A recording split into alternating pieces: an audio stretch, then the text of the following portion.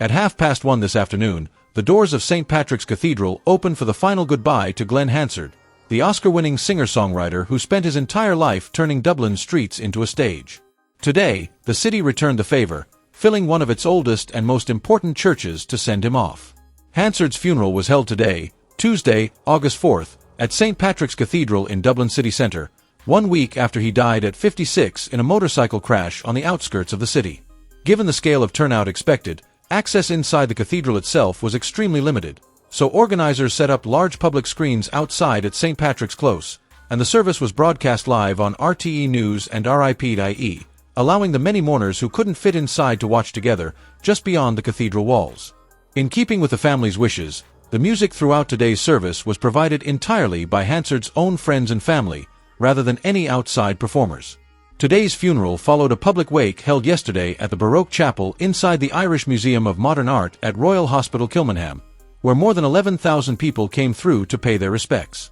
Hansard's wicker coffin lay in repose there, flanked by 2 guitars, a detail that captured exactly how his community wanted to remember him. Traditional Irish music was performed inside the chapel throughout the day, with musician Liam O'Mahanly among those who played. The wake drew an extraordinary gathering of Irish musicians and performers who had crossed paths with Hansard over his decades-long career.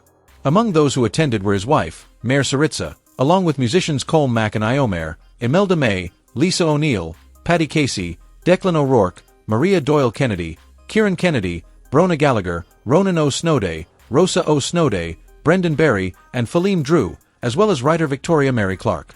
Also among the mourners was Marketa Erglova, Hansard's former partner, bandmate, and his once co-star, with whom he shared an Academy Award for Best Original Song in 2008 for Falling Slowly.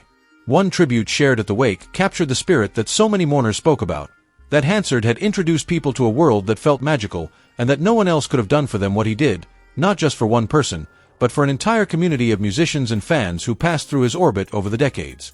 Another tribute leaned on Hansard's own words, recalling the closing line of his 2008 Oscar acceptance speech, in which he urged people simply to make art, a phrase mourners this week suggested should now be carried forward in his name. Hansard's funeral notice described him as someone who would be deeply regretted and lovingly remembered, not only by his family and friends, but by the many people throughout Ireland and across the world whose lives his music had touched.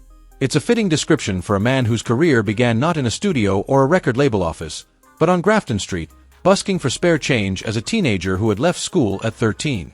From those beginnings, Hansard built a career that spanned more than 3 decades, fronting the frames from 1990 onward, appearing in the 1991 film The Commitments, and eventually starring in 2007's Once, the tiny, low-budget musical that turned into one of the most unlikely Oscar stories in recent memory. He continued to tour and record as a solo artist through the 2010s, all while remaining, by every account from those who knew him, exactly the same person he'd always been, someone who showed up again and again for the people and causes around him. That instinct to show up for others was well known within Ireland's music community long before this week. Just 3 years ago, it was Hansard who stood on stage at the funeral of fellow Irish musician Shane MacGowan, performing alongside singer Lisa O'Neill as MacGowan's family danced in the aisles to Fairy Tale of New York.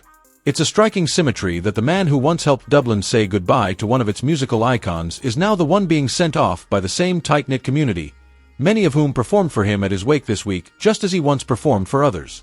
That includes his 16-year tradition of leading a Christmas Eve busking session outside Dublin's Gaiety Theatre to raise money for the Simon community, work supporting people experiencing homelessness in the city, a cause his family asked mourners to support today in lieu of flowers, alongside Ukrainian action.